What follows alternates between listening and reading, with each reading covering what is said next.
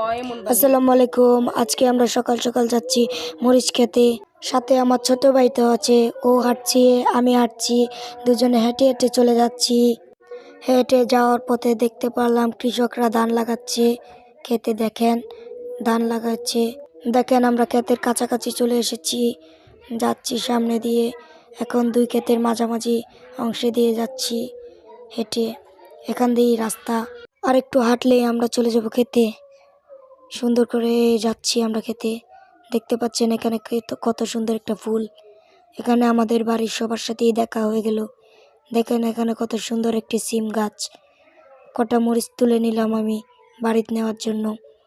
দেখতে পাচ্ছেন মরিচ গাছগুলো কত সুন্দর হয়ে উঠছে। এখন বাড়িতে চলে যাব। বাড়িতে চলে যাওয়ার সময় কটা এগুলো কি বলে নিয়ে নিলাম, তুলে নিলাম সুন্দর করে গাছ থেকে গোল গোল এগুলো, সাথে কয়েকটা মরিচ।